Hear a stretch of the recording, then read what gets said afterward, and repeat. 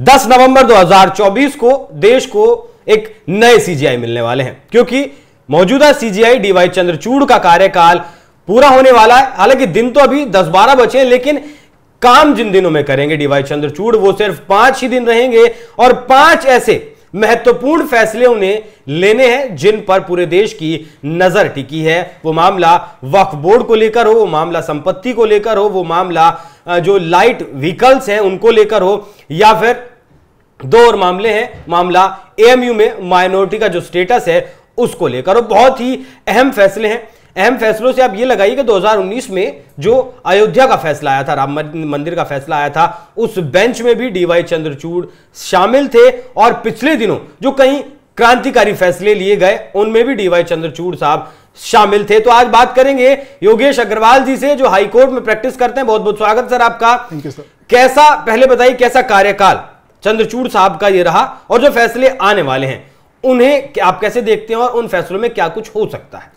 देखिए, अगर हम बात कर रहे हैं 2 साल का लगभग कार्यकाल रहा हमारे chief justice of India Chandrachud ji का, जिसमें उन्होंने बहुत सारी लैंडमार्क जजमेंट पास करी हैं। और जो जिनमें फेमस की अगर बात करते हैं 377 पे उन्होंने अपना फैसला दिया जहां सेम सेक्स की मैरिज की बात करी गई। अडल्ट्री पे फैसला दिया जहां पर जो सेक्शन था अडल्ट्री का 497 उसको हटा दिया, डिक्रिमिनलाइज कर दिया गया उसको। इसके अलावा जो लैंडमार्क जजमेंट के अंदर फैसले रहे हैं वो जैन समाज से जो अनुसूचिया पे बोला गया कि वो अपने आप को डेथ के लिए कर सकते हैं, नहीं जा सकते, इस पे फैसला दिया। तो ऐसी बहुत सारी जजमेंट दी हैं पिछले 2 साल के अंदर। अयोध्या वाला मामला उसमें तो वो बेंच में शामिल थे, लेकिन जब वो चीफ जस्टिस नहीं थे। और इन 2 साल के अगर जर्नी की बात करें तो ऐसे बहुत सारे फैसले लिए हैं जो सरकार के विरुद्ध जाकर के इन्होंने अपने फैसले सुनाए हैं जी। तो बेबाक होकर के अपने फैसले लिए हैं सीजीआई ने। और मुझे लगता है अब जो 8-10 दिन बचे हैं, जो 4-5 फैसले अभी इनके बेंच पे सुनवाई होने जा रहे हैं, उनमें से कुछ फैसले ऐसे मेरे को लगता है वो जाने से पहले इनको डिसाइड कर देंगे। जैसे एएमयू की अगर बात करते हैं, जहां पर माइनॉरिटी को लेकर के उसका स्टेटस जो है, अलीगढ़ मुस्लिम यूनिवर्सिटी के स्टेटस को लेकर के जो अभी केस चल रहा है, जहां पर ये बोला जा रहा है कि इसको माइनॉरिटी का स्टेटस दिया जाए या ना दिया जाए, इसके ऊपर फैसला लेना है। ये बहुत इंपॉर्टेंट फैसला है। इसके अलावा जो प्राइवेट जो अगर हम बात करते हैं कि जो प्राइवेट कुछ ऐसी संसाधन है उनको क्या गवर्नमेंट ले सकती है, एक्वायर करके उसको पब्लिक को यूज में डाल सकती है, क्योंकि ये 1977 के अंदर एक फैसला आया था जहां पर ये बोला गया था कि प्राइवेट प्रॉपर्टीज को सरकार नहीं छेड़ेगी। और बाद में एक कोयला फैक्ट्री को जो प्राइवेट थी उसको सरकार ने लिया और पब्लिक के यूज के लिए उसको डाला गया। अब राज्य सरकार को सेक्शन 39A के अंदर ऐसे अधिकार दिए गए हैं जहां वो प्राइवेट प्रॉपर्टीज को भी सरकारी प्रॉपर्टी बना करके लोगों को संसाधनों का उसके अंदर परमिशन दे सकती है। तो अब ये सुप्रीम कोर्ट को इसके ऊपर भी फैसला लेना है और ये फैसला जो है डीवाई चंद्रचूड़ हमारे सीजीआई की कोर्ट के अंदर लंबित है। तो ये सारे फैसले हैं जो उनको भी सुनाने हैं। और मोटर व्हीकल एक्ट की अगर बात करते हैं तो लाइट मोटर व्हीकल एक्ट के अंदर अगर जो बात चल रही है कि 7500 किलोग्राम तक का उनको परमिशन दी जाए एलएमवी व्हीकल्स को या ना दी जाए, इसके ऊपर भी फैसला लेना है। इसके अलावा जो दिल्ली के अंदर अभी पेड़ काटने के ऊपर एक विवाद हुआ है, उसके ऊपर फैसला लेना है।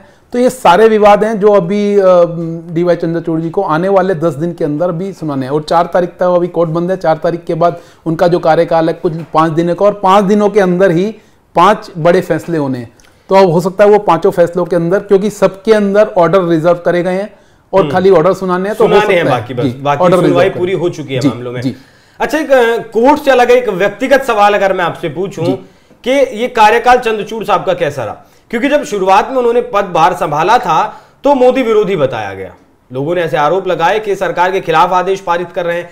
लेकिन जब से गणेश पूजा में प्रधानमंत्री मोदी चंद्रचूड़ साहब के घर गए हैं, वहां से क्या कुछ डायरेक्शन चेंज हुआ है? मतलब आप कह रहे हो कि हृदय परिवर्तन हुआ है? मतलब ऐसे आरोप लगते हैं। मेरे सवाल नहीं है, ये आम जनमानस में ऐसी चर्चा है। देखिए, ये आप एक वकील है, उस पेशे में है, तो आपसे मैं जानना चाहता हूं। देखिए, जुडिशरी जो है, जुडिशरी का काम है कानून का पालन कराना। और अगर किसी को ऐसा लगता है कि जुडिशरी किसी सरकार के दबाव में आकर के फैसले सुना रही है, तो ऐसा बिल्कुल भी नहीं है। जितने भी फैसले आए हैं वो पूरे तरीके से न्यूट्रल हैं और पूरे तरीके से जो फैसले आने चाहिए थे, क्योंकि जितने भी फैसले आए हैं उनका पूरी जनता ने, पूरे जनमानस ने उसका स्वागत करा है। अब उसमें चाहे सरकार बीजेपी की थी या उसके अंदर कांग्रेस की सरकार थी, किसको बेनिफिट मिला ये तो कहना बड़ा डिफिकल्ट है। लेकिन क्योंकि शुरुआत में जो फैसले आए हैं वो कह रहे हैं कि बीजेपी सरकार के विरुद्ध थे। विरुद्ध कैसे थे ये मेरे को नहीं समझ में आया, क्योंकि जितने भी फैसले लिए गए हैं वो सारी पब्लिक को उसका फायदा मिला है।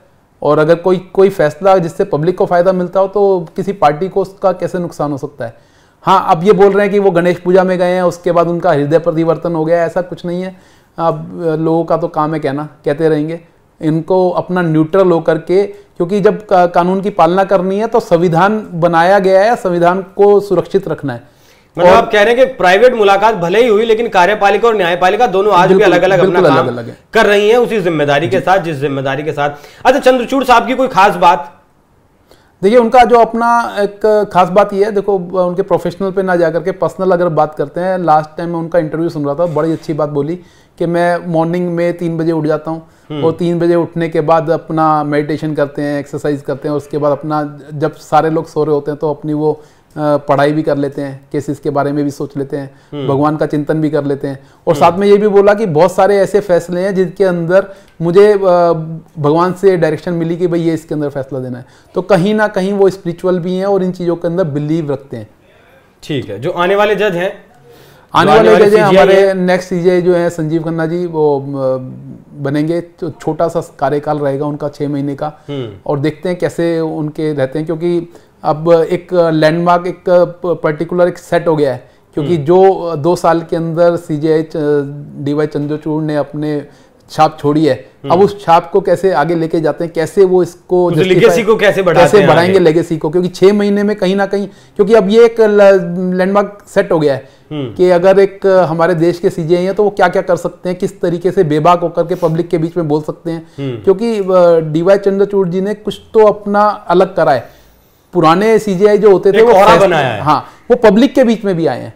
मतलब ऐसा नहीं है कि खाली फैसले सुनाते रहे, वो पब्लिक के बीच में आए हैं, अपनी पर्सनल लाइफ को लेकर के भी आए हैं। क्योंकि उन्होंने 2 ऐसे लड़कियों को अडॉप्ट कर रखा है जो फिजिकली रिटार्डेड है। तो आप देखिए कैसे वो लोगों को एस्पायर कर रहे हैं। मतलब एक पर्सनल लाइफ को लेकर के भी और अपने प्रोफेशनल लाइफ को लेकर के भी लोगों को एस्पायर कर रहे हैं। नए वकीलों को लेकर के भी उन्होंने बड़े अच्छी चीजें बोली हैं। और जनरली हम देखते हैं उनके इस तरीके के आजकल सोशल मीडिया पे चीजें वायरल होती रहती हैं, जहां पर उन्होंने दबंगाई भी दिखाई है।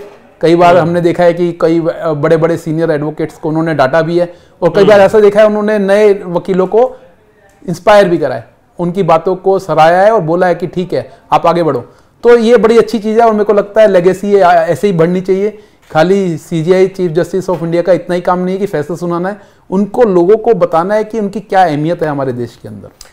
तो डीवाई चंद्रचूड़ साहब का जो कार्यकाल है 10 नवंबर को पूरा हो जाएगा। जिस तरीके के फैसले उन्होंने अपने 2 साल के कार्यकाल में सुनाए हैं, उनमें से कई फैसले क्रांतिकारी हैं और कई फैसले ऐसे हैं जिन्हें दशकों तक नहीं बल्कि सदियों तक ये देश याद रखने वाला है। बाकी आने वाले जो सीजेआई होंगे उनके ऊपर बहुत दबाव होगा, और दबाव सीजेआई चंद्रचूड़ पर भी होगा कि 5 दिन में 5 फैसले उन्हें सुनाने हैं। किस तरीके से वो फैसले सुनाए जाते हैं और उनका असर क्या होता है वो देखने वाली बात होगी। धन्यवाद योगेश अग्रवाल जी, आपका बहुत बहुत, आप स्टूडियो में आए हमारे साथ इस मुद्दे पर चर्चा की। दर्शकों, आपको चर्चा कैसी लगी कमेंट कर में जरूर बताइएगा। धन्यवाद।